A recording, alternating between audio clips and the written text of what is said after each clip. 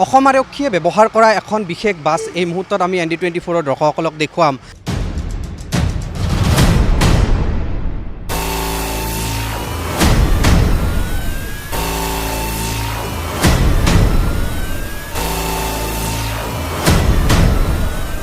আৰু সেই বাছখন দেখিলে আপোনাৰো চকু কপালত উঠিব, হতচকিত হ'ব যে আৰক্ষী জোৱানসকল কি ধৰণে বাছত আহ যাহ কৰে।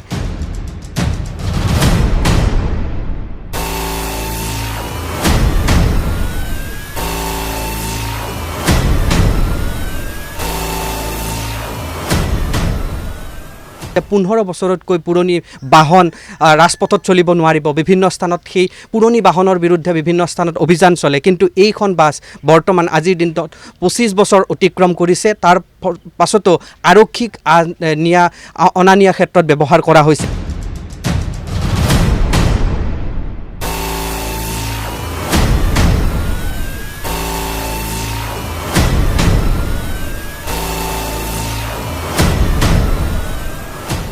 অসম আৰক্ষীয়ে ব্যৱহাৰ কৰা এখন বিশেষ বাছ এই মুহূৰ্তত আমি ND24 দৰ্শকসকলক দেখুৱাম। আৰু সেই বাছখন দেখিলে আপোনাৰো চকু কপালত উঠিব, হতচকিত হ'ব যে আৰক্ষী জোৱানসকল কি ধৰণে বাছত আহ যাহ কৰে। এইখন হৈছে অসম আৰক্ষীয়ে ব্যৱহাৰ কৰা এখন বিশেষ বাছ। আৰু এই বাছখন দেৰগাঁৱৰ পৰা খানাপাৰাত যি কাইলৈ স্বাধীনতা দিৱসৰ কাৰ্যসূচী অনুষ্ঠিত হ'ব, সেই কাৰ্যসূচীত অংশগ্ৰহণ কৰা জোৱানসকলক লৈ অহা হৈছে। অৰ্থাৎ লাচিত বৰফুকন পুলিচ একাডেমীৰ পৰা জোৱানসকলক লৈ অহা হৈছে। কিন্তু কি অৱস্থাত আচলতে অসম আৰক্ষীৰ বাহনসমূহ আছে বা বাছসমূহ আছে, সেই দৃশ্যাংশ আমি ND24 দৰ্শকসকলক দেখুৱাই ল'বলৈ চেষ্টা কৰিছোঁ। আপোনালোকৰো ভয় লাগিব ভিতৰলৈ সোমাই গ'লে।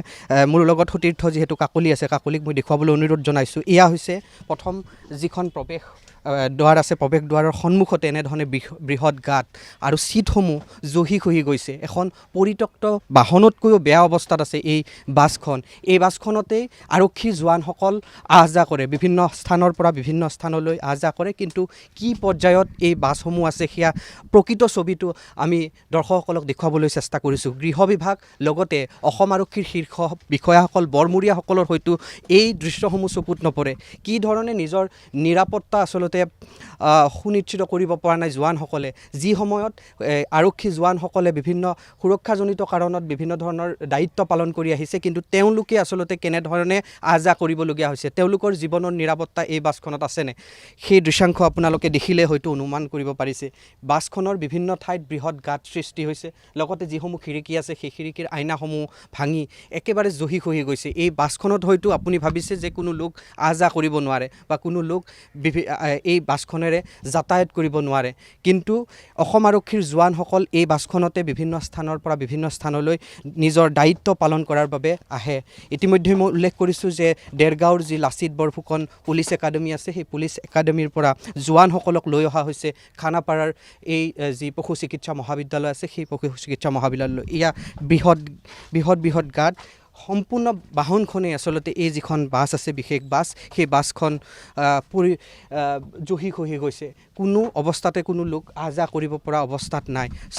যিসমূহ ইয়াতে আসন আছে, সেই আসনসমূহো সম্পূৰ্ণৰূপে মেৰামতি কৰিবলগীয়া এটা পৰিস্থিতি হৈছে। আৰু সম্পূৰ্ণ বাহনখনে এতিয়া জহি খহি যোৱা দেখিবলৈ পোৱা গৈছে। এনে অৱস্থাতে হয়তো অসম আৰক্ষীৰ যিসকল জোৱান, সেই জোৱানে অতি কষ্টৰে আহ যাহ কৰিবলগীয়া হৈছে। কিন্তু গৃহ বিভাগ লগতে আৰক্ষীৰ বৰমূৰীয়াসকলে এইসমূহ হয়তো প্ৰত্যক্ষ কৰা নাই বা এইসমূহ জ্ঞাত নহয়, যাৰ বাবে এই দৃশ্যসমূহ তেওঁলোকে হয়তো চোৱা নাই। আমি দৃশ্যাংশসমূহ দৰ্শকসকলক দেখুৱাবলৈ চেষ্টা কৰিছোঁ। আচলতে এনে অৱস্থাতে আৰক্ষীৰ জোৱানসকল এঠাইৰ পৰা আন ঠাইলৈ যাবলগীয়া হৈছে, কিন্তু অসম আৰক্ষীৰ শীৰ্ষ বিষয়া গৃহ বিভাগৰ এইসমূহ নজৰত অহা নাই। কি ধৰণে আৰক্ষী বিভাগ চলি আছে বা আৰক্ষীসকলে যিসমূহ স্থানত থাকে বা যিসমূহ বাহন ব্যৱহাৰ কৰে, সেই বাহনসমূহ কি অৱস্থাত আছে, সেইসমূহ নজৰ ৰাখিবলৈ আচলতে কাৰো সময় নাই। এই যিখন বাহন আছে, এই বাহনখন হয়তো যিকোনো মুহূৰ্ততে যি ধৰণৰ অঘটন সংঘটিত হ'ব পাৰে, কিন্তু তাৰ পূৰ্বে যিসমূহ ব্যৱস্থা ল'ব লাগিছিলে বা মেৰামতিৰ কাৰণে যি ব্যৱস্থা গ্ৰহণ কৰিব লাগিছিলে, সেই ব্যৱস্থা নোলোৱাৰ ফলতে এনেধৰণে জহি খহি গৈছে বাহনসমূহ।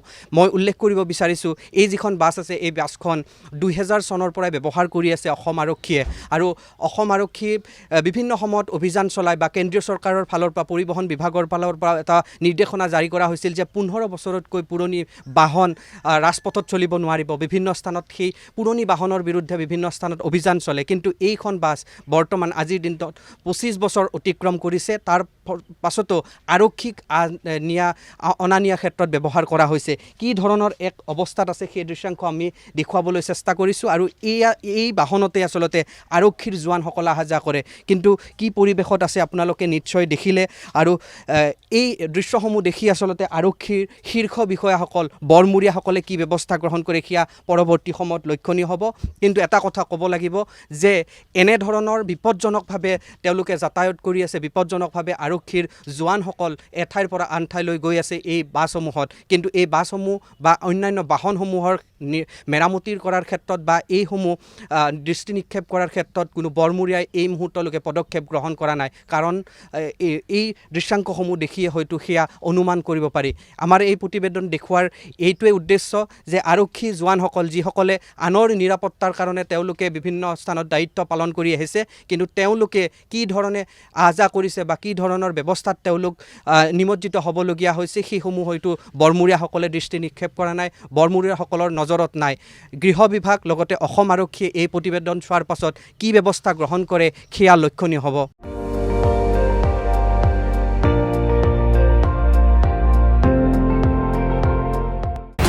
আপুনি চাই আছে ND24, সৰ্বশ্ৰেষ্ঠ নহয় সৰ্বোত্তমৰ দৌৰ।